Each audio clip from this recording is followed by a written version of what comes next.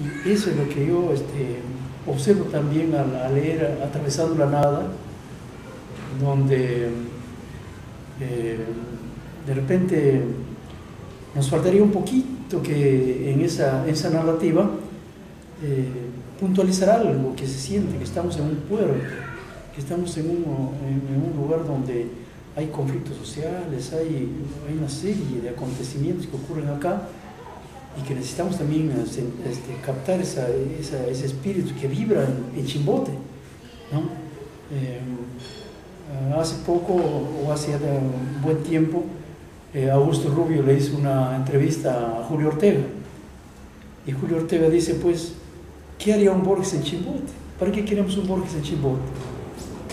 Chimbote es una ciudad que tiene tantas aristas que ver. Es un lugar donde es un pequeño mundo donde sabemos que se conjuncionan diversas lenguas, religiones, ideologías. Y entonces estudiar de repente cómo hablan los chimbotanos netos, y los chimbotanos que vienen de los Andes, y los chimbotanos que ya están viviendo en el extranjero. Entonces la lengua también se va caminando, va avanzando. La lengua de los Andes, la lengua del quechua o el español quechuizado, ya no es el mismo español de repente chimbotano o de olimeño. Entonces la lengua también va tomando diferentes formas, va cambiando según el lugar donde radica, ¿no? Así hay un poeta, por ejemplo, de Roncaya, que vive en Estados Unidos. Él era de lengua materna quechua y claro, él sabe español, pero vive tantos años en Estados Unidos que el inglés para él ya es una lengua casi normal, casi como si fuera su lengua materna, y su poesía mezcla las tres cosas, ¿no?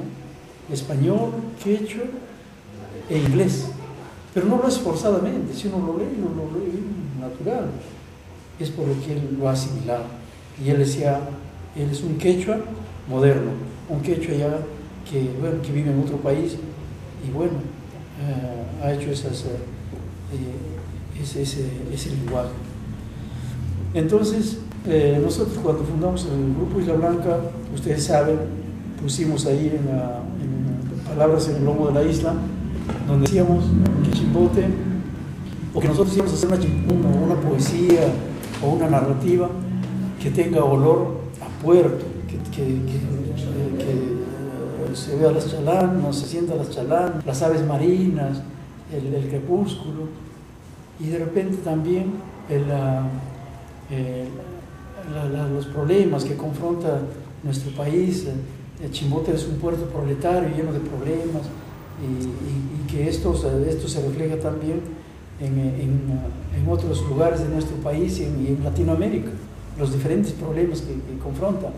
Bueno, era el momento en que nosotros, claro, pasábamos una dictadura, ¿no? Esa dictadura, y que nos permitía pues ponerle mucha atención en nuestra literatura a las sociales que había en ese entonces. Ahora en Chimbote, bueno, quizá ya no lo hay, ¿no? Es otra realidad, ya es un Chimbote globalizado prácticamente, pero que sin embargo su identidad está ahí, y eso debemos de alguna manera rescatar en nuestra poesía, en nuestra narrativa, de que algo se siente del Chimbote, porque de repente estamos escribiendo sobre París o otras regiones del mundo, pero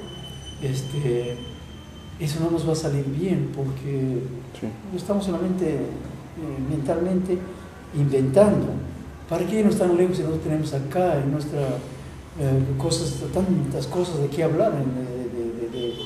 No quiero decir cosas que hagamos cosas panfletarias, ¿no? Altamente estéticas, pero que en algo se sienta el pueblo, la identidad que nosotros llevamos de ser un país con tantos problemas, ¿no? Nadie dice que necesariamente tiene que tener, pues, tiene que sentirse un ambiente Chimbote. Eso puede ser en algunos casos, claro, ¿no? En algunos ciertos relatos y otros poemas, Pero si yo tengo una cosa, algo como le dice Gloria, por ejemplo, que le ha impactado ver a la sociedad alemana en un tiempo de invierno, es un latinoamericano, es un chimbotano o una chimbotana que está sintiendo, ella está sintiendo, está comparando su cultura con esa otra cultura, ¿no? Que de repente, si ese cuento es traducido al alemán, a lo mejor los alemanes no les va a parecer, porque ellos tienen otra forma de pensar, claro, otra forma de ser, ¿no? Pero no sirve para los latinoamericanos reflexionar sobre esa cultura, claro, a través de ese cuento. Entonces no hay regla fija, ¿no? Por un lado, también por ejemplo Chejo decía, pinta tu aldea y serás universal. De repente, sin irse muy lejos, sin hacer una literatura muy sofisticada, de repente pintando solamente a profundidad el lugar donde uno conoce, puede ser una literatura universal. Y eso es lo que hizo Rulfo, por ejemplo, ¿no? Con su Pedro Páramo.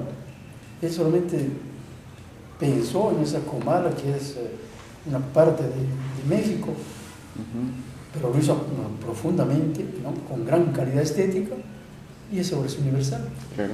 Claro, y además, ¿sabes qué, Oscar? Creo que habría que mirar un poquito el proceso de la literatura también. ¿Ya? Si miramos el proceso literario de acá de Chimbote, vamos a encontrar que muchos escritores son de afuera, ¿no es cierto? Claro.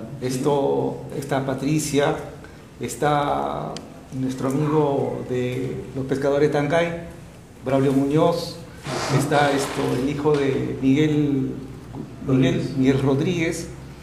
Es decir, que hay escritores que incorporan o que aportan a la literatura del proceso de Chimbote, porque son de acá de Chimbote. Y si tú haces un cuento como el que hace Gloria, lo que hace ver, digamos, es que Chimbote tiene un conjunto de escritores que no únicamente hablan de acá de la localidad, sino que hablan también de lo universal, ¿no? Sí, claro. Y que están respondiendo a esa época, a la época actual en que vivimos, y a la época, a las circunstancias del país, en donde hay una movilidad no solamente interna, sino también externa, ¿no? Entonces, ese proceso de la literatura es la que avala, digamos, ese tipo de trabajos como las que se hacen afuera y las que también incorporan temáticamente temas, claro, del exterior, ¿no? Claro, lo importante, como así, es que sea buena literatura.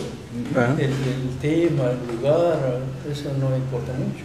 Por ejemplo, estaba diciendo a Gloria, el cuento del jugador me parece maravilloso, y eso no es Chimbote, no es no sé qué lugar del mundo, pero es hermoso el cuento, ¿no? Está bien hecho desde todo punto de vista. Entonces, el asunto es hacer buena literatura. Sí.